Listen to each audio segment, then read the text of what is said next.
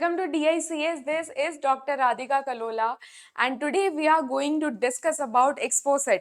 Exposet है क्या, Exposet कब लॉन्च हुआ, किसने लॉन्च किया, इसमें कितने पेलोड है, इन सब के बारे में इस वीडियो में हम डिटेल में डिस्कस करने वाले हैं. So let's get started. So first यहाँ पे जो एक्सपोसेट है वो इसरो ने लॉन्च किया है. ISRO launch the XPoSat mission on 1 जनवरी 2024. ये साल की शुरुआत में पहले दिन ही इसरो ने यहाँ पे एक्सपोसेट को लॉन्च किया था और सक्सेसफुल लॉन्च हो चुका था एक्सपोसेट का, राइट. अभी एक्सपोसेट है क्या? XPoSat stands for X-ray polarimeter satellite. तो यहाँ पे वो एक्सरे के पोलराइजेशन के रिलेटेड कुछ है, राइट. नाम से इतना तो पता चल गया, X-ray polarimeter satellite. It means X-ray का पोलराइजेशन के रिलेटेड कुछ है यहाँ पे. तो इसके जो पेलोड है, पेलोड में ही हम देख लेंगे कि यहाँ पे एक्सपोसेट एक्सरे पोलराइजेशन क्या होता है, एक्सरे पोलराइजेशन कैसे होता है और इसको स्टडी करना क्यों इंपॉर्टेंट है और इसको स्टडी क्यों कर रहे हैं, कौन सी सेलेस्टियल बॉडी को स्टडी किया जा रहा है एक्सरे पोलराइजेशन के थ्रू.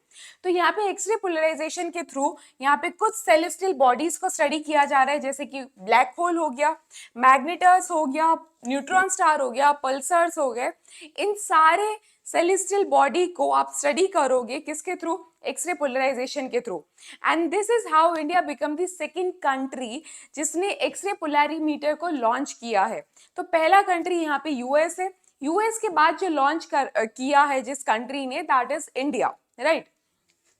सेकंड, यहाँ पे जो एक्सपोसेट मिशन है, एक्सपोसेट मिशन लॉन्च किया गया था PSLV C58 लॉन्चिंग व्हीकल के साथ. तो यहाँ पे PSLV के बारे में भी हम देखेंगे और लॉन्च होने के बाद ये लॉन्च कौन सी ऑर्बिट में हुआ है. So this mission is launch in the low earth orbit में इसको लॉन्च किया गया. कहाँ पे लॉन्च किया गया? लो अर्थ ऑर्बिट में.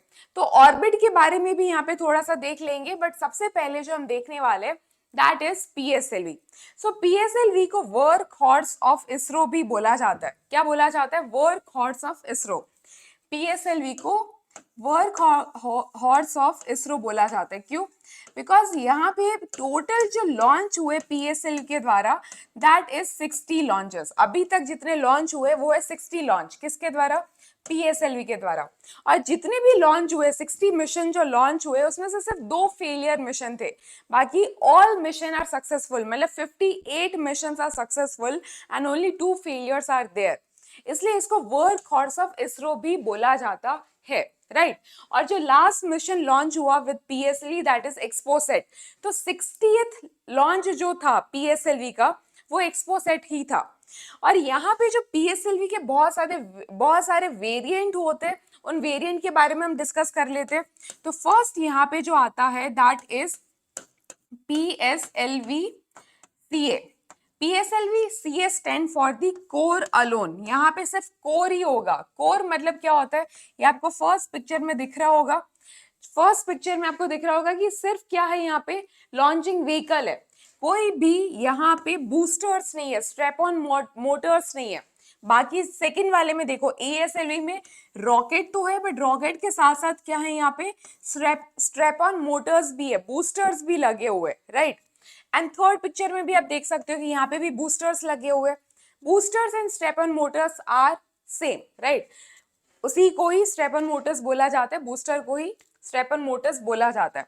तो कोर अलोन जहां पे होगा वहां पे स्ट्रैप ऑन मोटर्स नहीं लगे होंगे. सेकंड आता है PSLV DA. Okay. Next is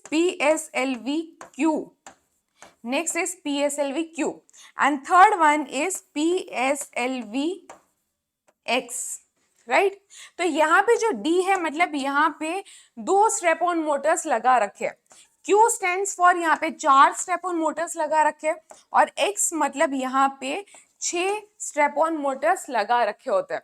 तो ये है आपका क्लासिफिकेशन PSLV का. और जो आपका लॉन्च हुआ है एक्सपोसेट, जो हमारा लॉन्च हुआ है वो किससे लॉन्च हुआ है? DA से, राइट. PSLV D से लॉन्च किया गया है. जो एक्सपोसेट लॉन्च किया है वो PSLV D से लॉन्च किया है, वो 60th मिशन था, ठीक है. और एक्सपोसेट के साथ एक और चीज बहुत अच्छी यहाँ पे अटैच की गई है, वो हम आगे देखेंगे। तो उसी का ही थोड़ा बैकग्राउंड यहाँ पे देखना पड़ेगा, वो है स्टेजेस। तो पीएसएलवी में टोटल कितने स्टेजेस होते हैं? Total stages of PSLV are 4 stages, right. तो यहाँ पे जो फर्स्ट स्टेज है पीएसएलवी का, जो फर्स्ट स्टेज है वो आपका होगा सॉलिड, राइट। सेकेंड जो स्टेज बनता है that is liquid, third stage is again solid and fourth stage is liquid, right. तो यहाँ पे एसएल आप याद रख सकते हो कि 4 स्टेजेस होते हैं पीएसएलवी के। First stage is solid stage, second stage is liquid, third is solid and fourth is again liquid stage. जो यहाँ पे ये स्टेजेस है, स्टेजेस क्या इंडिकेट करता है? स्टेजेस इंडिकेट करता है फ्यूल सिस्टम को। मतलब जो फर्स्ट स्टेज होगा, यहाँ पे फर्स्ट स्टेज होगा, उसमें जो फ्यूल यूटिलाइज होगा वो है यहाँ पे सॉलिड फ्यूल। जैसे ही सॉलिड फ्यूल खत्म हो जाता है तो फर्स्ट स्टेज नीचे की तरफ गिर जाएगा। सपोज यहाँ पे ये फर्स्ट स्टेज है जिसमें सॉलिड फ्यूल था और रॉकेट जब ऊपर जा रहा था तो सॉलिड फ्यूल यूज हो चुका है, थोड़ी अल्टीट्यूड अटेन करने के लिए फ्यूल लगता है और यहाँ पे ये फ्यूल यूज हो चुका है, then this stage will fall down.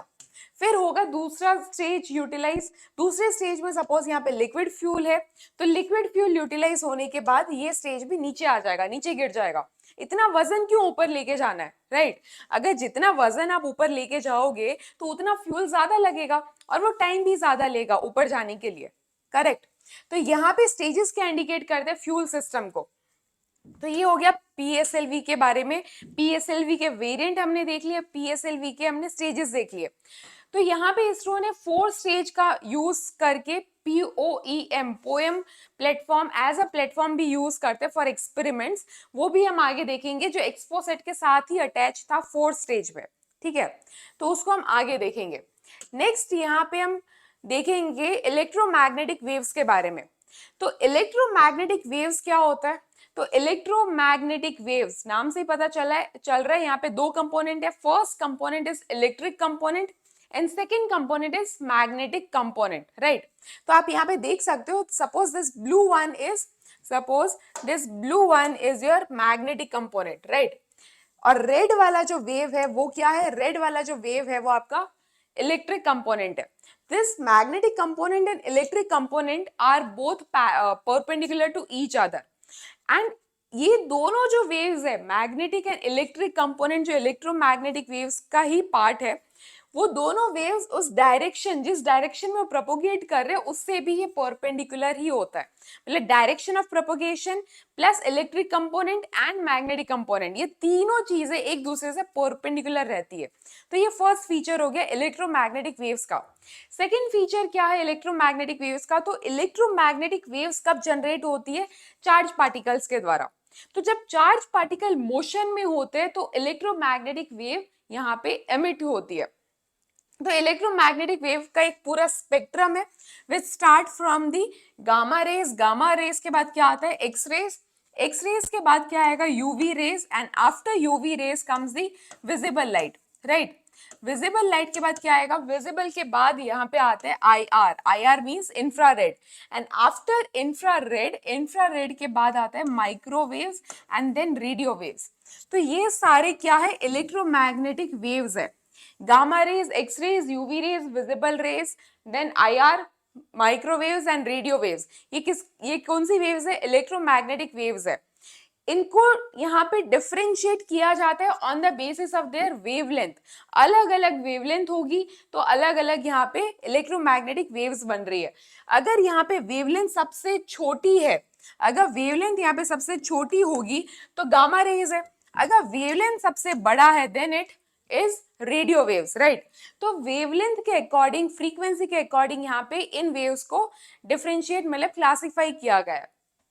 तो यहाँ पे जो हमारा आज का कंसर्न है दैट इज एक्स रेज, क्योंकि एक्स रेज ही स्टडी करने के लिए मिशन जा रहा है। एक्सपोसेट जो भेजा है वो एक्स रेज का ही पोलराइजेशन को स्टडी कर रहा है और एक्सरे के पोलराइजेशन से ही आगे का इंफॉर्मेशन पता चलेगा कि ब्लैक होल के अंदर क्या एक्टिविटीज हो रही है, देन पल्सर्स के अंदर क्या एक्टिविटीज हो रही है, मैग्नेटर्स के अंदर क्या हो रहा है। तो ये सारा कैसे पता चल रहा है? एक्सरेज के पोलराइजेशन से। अभी एक्सरे पोलराइजेशन जिसको नहीं पता आगे वीडियो में आएगा, just keep calm, okay. Next इसके बाद जो हम देखेंगे वो देखेंगे मैग्नेटर्स क्या होते हैं, पल्सर्स क्या होते हैं और न्यूट्रॉन स्टार्स क्या होते हैं। तो सभी ने यहाँ पे लाइफ साइकिल ऑफ स्टार तो पढ़ ही रखा होगा। तो life cycle of star start कहाँ से होता है, नेब्यूला से स्टार्ट होता है, गैसियस जाइंट क्लाउड होगा। उसके बाद यहाँ पे क्या बनता है, प्रोटोस्टार बनता है, राइट। प्रोटोस्टार के बाद क्या बनता है, main sequence star. Main sequence star में दो स्टार बनेंगे, average star and massive star. अगर साइज छोटा है then it is average star, और अगर साइज बहुत ज्यादा बड़ा है then it is massive star. And after यहाँ पे दो अलग से पूरे पार्टीशन हो जाते हैं। तो हम पहले देखेंगे एवरेज स्टार का पूरा लाइफ साइकिल। एवरेज स्टार के बाद यहाँ पे क्या बनेगा, रेड जाइंट बनेगा। एंड आफ्टर रेड जाइंट यहाँ पे बनते हैं प्लैनेटरी नेबुला। ये कैसे बनता है इस पे एक अलग से वीडियो आएगा, बिकॉज ये जो प्रोसेस है वही एक पूरा डिटेल बहुत बड़ा एक प्रोसेस है, जिसके लिए एक अलग से वीडियो बना दूंगी मैं। नेक्स्ट यहाँ पे क्या बनेगा, व्हाइट ड्वार्फ बनेगा, ठीक है। और अगर यहाँ पे मैसिव स्टार है तो मैसिव स्टार के बाद यहाँ पे क्या बनता है, red super giant. And after red super giant क्या बनेगा, सुपरनोवा। एंड सुपरनोवा यहाँ पे न्यूट्रॉन स्टार भी बन सकता है और ब्लैक होल भी बना सकता है। और इसी न्यूट्रॉन स्टार में से मैग्नेटर्स निकलते हैं और पल्सार्स निकलते हैं, ठीक है। जो आपके यूपीएससी में लास्ट ईयर के ज्योग्राफी सेक्शन में क्वेश्चन भी था, किसका था, न्यूट्रॉन स्टार का था और पल्सर्स का था, राइट। तो फर्स्ट यहाँ पे ये डिफरेंशिएशन कैसे हुआ, ये डिफरेंशिएशन हुआ मतलब एवरेज स्टार और मैसिव स्टार का डिफरेंशिएशन कैसे हुआ। अगर इसका साइज 10 टाइम ऑफ सन से कम है, ठीक है, तो वो कहलाएगा एवरेज स्टार और वो ये वाला पूरा लाइफ साइकिल फॉलो करता है। अगर यहाँ पे 10 टाइम्स ऑफ सन से ज्यादा है, ठीक है, ज्यादा होगा यहाँ पे साइज, तो क्या होगा, यहाँ पे ज्यादा होगा तो ये वाला पूरा प्रोसेस फॉलो होगा, डन। इसके बाद सुपरनोवा न्यूट्रॉन स्टार बना रहा है या ब्लैक होल बना रहा है, ये किस पे डिपेंड करता है, ये डिपेंड करता है अगेन साइज पे। अगर साइज रहेगा 1.44 to 3 टाइम्स ऑफ सन तो वो बनेगा न्यूट्रॉन स्टार। अगर मोर देन 3 टाइम्स ऑफ सन अगर साइज है तो वो बनता है ब्लैक होल। और ये लिमिट किसने दिया है कि 1.44 to 3 times and 10 times of sun, ये किसने दिया है, तो चंद्रशेखर जो कि एक इंडियन साइंटिस्ट है, उन्होंने ही ये लिमिट दिया है। तो इस लिमिट को चंद्रशेखर लिमिट भी बोला जाता है, राइट। तो यहाँ पे जो एक्सपोसेट स्टडी करने वाला है वो magnetars, pulsars, neutron star and black holes को स्टडी करने वाला है, राइट। किसके थ्रू स्टडी होने वाला है, एक्सरे पोलराइजेशन के थ्रू। फाइन। नेक्स्ट यहाँ पे एक्सपोसेट में दो पेलोड है।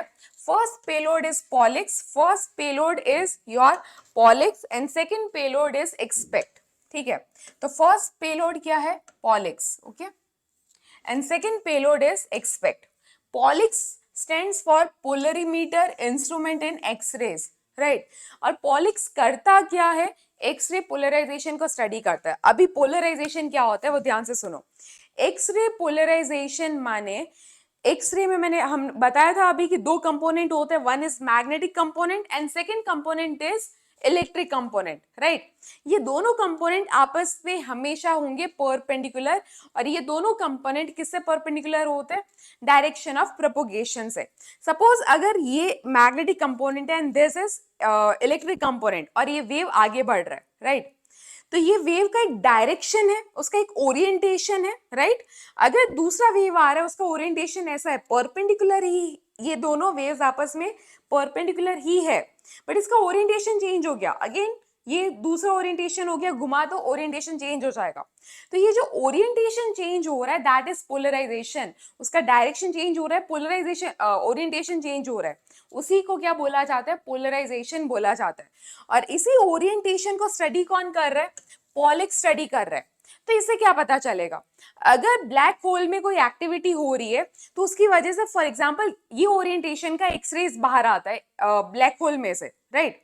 अगर ब्लैक होल के अंदर कुछ और एक्टिविटी हो रही है, अगर कुछ और प्रोसेस हो रही है तो उसका ओरिएंटेशन चेंज हो जाएगा, किसका, एक्सरे का। अगेन कुछ और एक्टिविटी हो रही है देन एक्सरे का ओरिएंटेशन अगेन चेंज हो जाएगा। तो इस ओरिएंटेशन के बेसिस पे आप पता कर सकते हो कि इन सेलेस्टियल बॉडी के अंदर क्या एक्टिविटी हो रही है, वो प्रोसेस क्या है, राइट। तो ये स्टडी करने के लिए कौन जा रहा है, पॉलिक्स जा रहा है ओरिएंटेशन को स्टडी करने के लिए, और इसी ओरिएंटेशन के बेसिस पे हम इन सारे सेलेस्टियल बॉडी के अंदर जो एक्टिविटीज होती है उनको ट्रेस कर सकते हैं, राइट। सेकेंड, ये बनाया किसने, पॉलिक्स किसने बनाया है, पॉलिक्स बनाया है रमन रिसर्च इंस्टीट्यूट ने, which is based in Bengaluru. Bengaluru में ये इंस्टीट्यूट यहाँ पे है, और ये जो एक्सरेज को स्टडी करेंगे वो एक्सरेज का चार्ज क्या होगा, 8 to 30 किलो इलेक्ट्रॉन वोल्ट। तो यहाँ पे चार्ज क्यों लिखा हुआ है, ये क्या है यहाँ पे 8 to 30 किलो इलेक्ट्रॉन वोल्ट है क्या। तो फर्स्ट यहाँ पे मैंने पहले ही बताया कि इलेक्ट्रोमैग्नेटिक वेव्स होते हैं वो चार्ज पार्टिकल में से एमिट होता है। अगर कोई भी चार्ज पार्टिकल मूविंग स्टेट में है तो इलेक्ट्रोमैग्नेटिक वेव्स जनरेट होती है, राइट। तो यहाँ पे क्या है, ये इलेक्ट्रॉन वोल्ट मतलब कुछ चार्ज बता रहा है, तो ये उन पार्टिकल का चार्ज है। तो ये पार्टिकल जिनका चार्ज रहेगा 8 to 30 किलो इलेक्ट्रॉन वोल्ट के बीच में, उन्हीं एक्सरेज को स्टडी कौन करेगा, पॉलिक्स स्टडी करेगा। Is that clear. नेक्स्ट यहाँ पे डिग्री और एंगल ऑफ ओरिएंटेशन मतलब पोलराइजेशन पता चल रहा है पॉलिक्स के थ्रू। सेकंड, ये ऑब्जर्व करेगा 50 सोर्सेस को, 50 सोर्सेस होंगे जिसको ये ऑब्जर्व करेगा, उनके एमिशंस को ऑब्जर्व करेगा, उनके एक्सरे एमिशन को ऑब्जर्व करेगा, कौन, POLIX. Next payload is XSPECT. जो एक्सपेक्ट है ये इसका फुल फॉर्म क्या है, X-ray spectroscopy and timing, this is a full form of XSPECT, right. और एक्सपेक्ट किसने बनाया है, तो UR Rao satellite centre which is also based in Bengaluru. Is that clear. Second, spectroscopic instrument है। Now what do you mean by spectroscopy, spectroscopy मतलब क्या होता है, स्पेक्ट्रोस्कोपी मतलब कोई भी पार्टिकल्स अगर एमिट हो रहा है कोई भी बॉडी में से, कोई भी एक्सरे आ रहा है, कोई भी इलेक्ट्रोमैग्नेटिक वेव आ रही है, तो वो इलेक्ट्रोमैग्नेटिक वेव मेटर के साथ, डिफरेंट मेटर के साथ कैसे इंटरैक्ट करता है, उसी की स्टडी को क्या बोला जाता है, स्पेक्ट्रोस्कोपी। तो यहाँ पे जो इलेक्ट्रोमैग्नेटिक वेव है वो डिफरेंट मेटर के साथ इंटरैक्ट करती होगी, राइट। और ये जो मेटर के साथ इंटरेक्शन हो रहा है वो अलग अलग टाइप का इंटरेक्शन होगा, और उसी की स्टडी को क्या बोला जाता है, स्पेक्ट्रोस्कोपी। तो सेकंड जो एक्सपेक्ट आपका पेलोड है वो क्या स्टडी करेगा, स्पेक्ट्रोस्कोपी करेगा, मतलब स्पेक्ट्रोस्कोपिक स्टडी करेगा। Is that clear. सेकंड, यहाँ पे एक्सपेक्ट जो आपका पेलोड है वो कौन सी एक्सरेज को स्टडी कर रहा है, वो स्टडी कर रहा है 0.8 to 15 किलो इलेक्ट्रॉन वोल्ट के एक्सरे पार्टिकल्स को यहाँ पे वो स्टडी करेगा। Is that clear. तो ये हो गए आपके दो payload, first payload is POLIX and second payload is XPECT. Next, polarization होता कैसे, यहाँ पे पोलराइजेशन कैसे होता है, तो पोलराइजेशन दो तरीके से हो सकता है। फर्स्ट, यहाँ पे अगर एक्सरे स्कैटर्ड हो गए, मीडियम में स्कैटर्ड हो गए तो भी पोलराइजेशन हो सकता है। सेकंड, यहाँ पे जब कोई भी फास्ट मूविंग चार्ज पार्टिकल जा रहा है और वो मैग्नेटिक फील्ड के साथ इंटरैक्ट करता है, जैसे वो मैग्नेटिक फील्ड के साथ इंटरैक्ट करता है उसका ओरिएंटेशन चेंज हो जाएगा, वो जो इलेक्ट्रोमैग्नेटिक वेव पोलराइज हो जाएगा क्योंकि उसका ओरिएंटेशन चेंज हो गया because of the interaction with the magnetic field. तो इन दो तरीके से मेनली यहाँ पे आपको ओरिएंटेशन में चेंज देखने को मिल सकता है, जो कि हो गया आपका पोलराइजेशन। तो एक्सरे पोलराइज इन दो तरीके से हो सकता है, और इन्हीं एक्सरे पोलराइज एक्सरे को स्टडी करके हमें पता चलेगा कि कितना स्ट्रेंथ है मैग्नेटिक फील्ड में, मतलब कोई भी सेलेस्टियल बॉडी के आजू बाजू जो मैग्नेटिक फील्ड होता है उसमें कितना स्ट्रेंथ है और उसका ओरिएंटेशन क्या है एक्सरेज का, राइट। सेकंड, यहाँ पे नेचर पता चलेगा सेलेस्टियल बॉडी का, उसके बिहेवियर पता चलेगा, नेचर, बिहेवियर एंड एक्टिविटी जो उसके अंदर होता है। सेलेस्टियल बॉडी के अंदर कुछ ना कुछ एक्टिविटी होता है, जैसे सन हो गया, सन के अंदर भी कुछ एक्टिविटी हो रही है, राइट। सन के अंदर क्या होता है, फ्यूजन रिएक्शन होता है, हाइड्रोजन एंड हाइड्रोजन फ्यूज होके क्या बना रहा है, हीलियम बना रहा है। अभी बाहर से तो नहीं पता चलेगा ना कि अंदर क्या हो रहा है, बट बाहर जो उसका बाहर आ रहा है, मतलब जो भी प्रोसेस हो रही है उससे हम पता कर सकते हैं कि अंदर क्या चीजें हो रही है। तो वही यहाँ पे ये चीज हो रही है, ठीक है। नेक्स्ट, ग्लोबल कॉन्टेक्स्ट देख लेते हैं फटाफट। तो यहाँ पे अगर ग्लोबल कॉन्टेक्स्ट की बात करें तो इंडिया सेकंड कंट्री है जिसने एक्सरे पोलैरिमीटर को लॉन्च किया है। फर्स्ट कंट्री कौन है? फर्स्ट डेफिनेटली यहाँ पे है यूएस। यूएस ने अपना मिशन जो है वो लॉन्च किया था 2021 में और उनका नाम था इमेजिंग एक्सरे पोलरीमीटर एक्सप्लोरर, जो कि नासा ने लॉन्च किया है, राइट। नेक्स्ट यहाँ पे एक्सपोसेट में 10 पेलोड और भी है, ठीक है। मैंने आगे ही बताया था कि पीएसएलवी में 4 स्टेजेस होते हैं। First stage is solid, second liquid, third solid and fourth is liquid. तो यहाँ पे जो फोर्थ स्टेज आपके स्पेस में चला जाता है, पीएसएलवी का फोर्थ स्टेज जो स्पेस में जा रहा है, वो स्पेस डेब्रीज को कंट्रीब्यूट करता है, राइट। और स्पेस डेब्रीज एक बहुत बड़ा अभी कंसर्न है, राइट। उसकी वजह से बहुत सारी चीजें हो सकती है, सैटेलाइट्स डैमेज हो सकती है, कैसलर इफेक्ट, कैसलर सिंड्रोम देखने को मिल सकता है, राइट। तो उसी का यूज करके इसरो ने एक चीज बनाई है जिसका नाम है POEM, पोएम, राइट। तो ये पोएम है क्या, और पोएम के साथ 10 पेलोड और अटैच किए, वो क्या है वो देख लेते हैं। तो पीएसएलवी ने जो पोएम बनाया, उसका पोएम का फुल फॉर्म क्या है? PSLV orbital experimental module, right.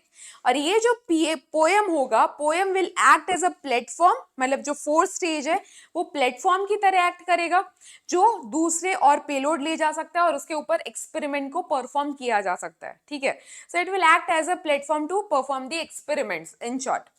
Second, यहाँ पे एक्सपोसेट लॉन्च हुआ था लो अर्थ ऑर्बिट में, मैंने बताया आपको, राइट। लो अर्थ ऑर्बिट का जो एल्टीट्यूड रहता है that is 200 to 2000 around, right, 2000 kilometre. ये होता है LEO, लो अर्थ ऑर्बिट का एल्टीट्यूड। सेकेंड, यहाँ पे 2000 to 35786 किलोमीटर, वो ये एल्टीट्यूड किसका रहेगा? मीडियम अर्थ ऑर्बिट का रहेगा, राइट। और 35786 से ज्यादा है अगर, ठीक है, एल्टीट्यूड अगर इससे ज्यादा है, then it is HEO, high earth orbit. Is that clear? तो हमारा एक्सपोसेट कहाँ लॉन्च हुआ है? लियो में लॉन्च हुआ है। उसका एल्टीट्यूड है 650 किलोमीटर पे लॉन्च हुआ है। जैसे ही 650 किलोमीटर पे 2 पेलोड हमने लॉन्च कर दिए, एक्सपोसेट को लॉन्च कर दिया, उसके बाद यहाँ पे 2 थ्रस्ट दिए गए, जिसकी वजह से उसको नीचे लाया गया, फोर्थ स्टेज को नीचे लाया गया। और नीचे कितना? 350 किलोमीटर तक ये नीचे लेके आए। 350 किलोमीटर के एल्टीट्यूड पे यहाँ पे 10 और पेलोड है इसके साथ, और यहाँ पे जो फोर्थ स्टेज आ गया 350 किलोमीटर पे, so it will act as a platform to perform experiment, जिसको बोला गया है POEM, पोएम मॉड्यूल, राइट। तो इसमें कौन कौन सा पेलोड है थोड़े से हम देख लेते हैं, कुछ एग्जांपल्स पेलोड के। तो फर्स्ट यहाँ पे जो पेलोड है that is fuel cell power system. तो फ्यूल सेल पावर सिस्टम बनाया किसने? फर्स्ट इसरो का जो एक कमर्शियल विंग है that is Vikram Sarabhai space centre, इसने बनाया है। ये कहाँ पे यूज होगा? तो इसका एप्लीकेशन कहाँ पे होगा? इसका एप्लीकेशन होगा इंडिया का स्पेस मिशन जो कि लॉन्च होने वाला है 2035 में, इसका यहाँ पे यूज होने वाला है। तो इसको एज ए एक्सपेरिमेंट वहां पे भेजा गया है। नेक्स्ट यहाँ पे पोएम में एक और पेलोड है, तो वो पेलोड क्या है? वुमेन इंजीनियर्ड सैटेलाइट, जो कि बनाया गया है LBS इंस्टीट्यूट ऑफ टेक्नोलॉजी ने, जो कि स्टडी करेंगे solar radiations and UV index को स्टडी करने वाला है, राइट। इसके सिवा भी बहुत सारे यहाँ पे पेलोड है, 10 पेलोड में से। तो कुछ पेलोड है रेडिएशन शील्डिंग के लिए, 3 propulsion system by space startups, और इंटरप्लैनेटरी डस्ट काउंट के लिए भी एक एक्सपेरिमेंट लॉन्च पेलोड डाला गया है।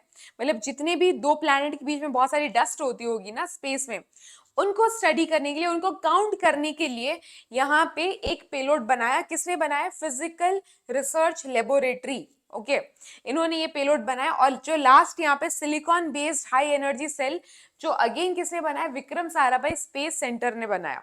Is that clear? तो ये हो गया हमारा पोएम के बारे में और एक्सपोसेट के बारे में। I hope you are clear with this topic. Thank you and have a nice day.